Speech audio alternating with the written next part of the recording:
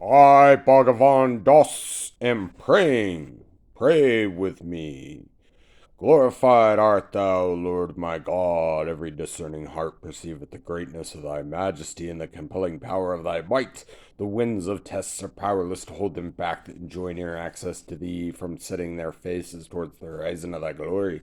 And the tempests of trials must fail to hold back and hinder such as are wholly devoted to thy will from approaching thy court. Methinks the lamp of thy love is burning within their hearts, and the light of thy tenderness is lit within their breasts. Adversities are incapable of estranging them from thy cause, and the vicissitudes of fortune can never cause them to stray from thy pleasure. I beseech thee, O my God, by them and by the sighs in which their hearts utter in separation from thee, to keep them safe from the mischief of their adversaries and to nourish their souls with whatsoever thou hast ordained for thy loved ones, to whom shall come no fear and shall not be put to grief. Although the most high horizon is devoid of the trivial possessions of the earth, we nevertheless have relinquished unto our heirs a pure and noble heritage within the treasure house of trust and resignation. We have left no treasures, nor have we added to man's pains by the life of God. In earthly peril, fears hidden and concealed, consider and take warning, what the God of mercy hath revealed in the Koran. Woe betide those who speak evil of their fellows, who hoard their earthly goods and count their riches. Earthly possessions are unstable, wheresoever passeth sufficeth vicissitude, unworthy of a regard except to a limited measure, and bearing hardships and tribulations and expounding proofs. It's been the purpose of this oppressed one to extinguish the fires of hate and animosity, that happily the horizons of mankind may attain real tranquility and attain concord. The light of the following utterance shineth above the horizon of the divine tablet. Say, all are created by God. This lofty utterance is for quenching the hate and hostility that's stored in the hearts and minds of men. This single utterance will cause the various creeds and sects to attain to true unity. Verily, he speaketh the truth and is the Almighty, the All-Wise. Intone, O my servants, the verses of God as received by thee, as intoned by them who have drawn nigh unto him, that the sweetness of the melody may kindle in thine own soul and attract the hearts of all men. Whoso reciteth in the privacy of his chambers the verses revealed by God, scattering angels of the Almighty, shall scatter abroad the fragrance of the words uttered by his mouth, and shall cause the heart of every righteous man to throb. Though he may at first remain unaware of its effects, yet the grace vouchsafed unto him must sooner or later exercise an influence upon his soul. Thus have the mysteries of the revelation of God been decreed by the virtue of the will of him who is the source of power and wisdom.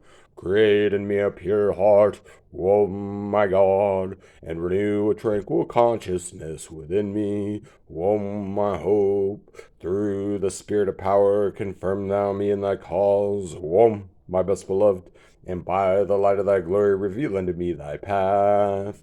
O thou, the goal of my desire, through the power of thy transcendent might, lift me up into the heavens of thy holiness, O source of my being, and by the breeze of thine eternity, gladden me, O thou who art my God. Let thine everlasting melodies breathe tranquillity on me, O my companion, and let the riches of thy ancient countenance deliver me from all except thee, O my master, and let the tidings of thine incorruptible essence bring me joy.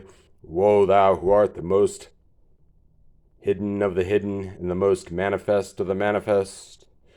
Our Father who art in heaven, hallowed be thy name. Thy kingdom come, thy will be done on earth as it is in heaven. Give us this daily bread as we forgive those who trespass against us, and lead us not into temptation, but deliver us from the evil one. For thine is the kingdom and the power and the glory forever. Amen.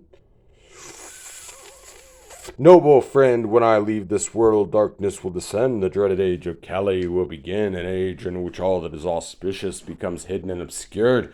Do not remain here when I have gone. You are a worthy soul, but for this darkness which is to come, people will indulge in all that is unworthy. Shake off all attachment, whether to family or friends. Roam this world as one freed from all attachment. With impartial vision to do this, fix your mind on me. Know that whatever you see, hear, or touch, you cannot know it as it is. Know that whatever your mind makes of it is like a mirage that will fade away. A confused mind sees a world of multiplicities, a world of good and bad. This creates a compulsion to act or refrain from acting depending on what will bring gain and what will cause loss. Therefore, control your senses and your mind. See the entire universe as the self and see the self in me as supreme, sovereign.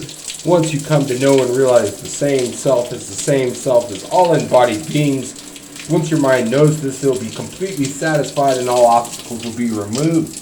One who has thus transcended good will act for the good and refrain from the bad, but not because of any notion of loss or gain. Rather, these wise ones are like children acting without guile, doing what has to be done. Such a one is friend to all, filled peace through knowledge of the self. Such a one sees the entire universe as the self resting in me. Such a one is free from the cycle of birth and death. Consider it a pure joy, my brethren, when you're faced with trials of many kinds, because you know the testing of your faith develops perseverance.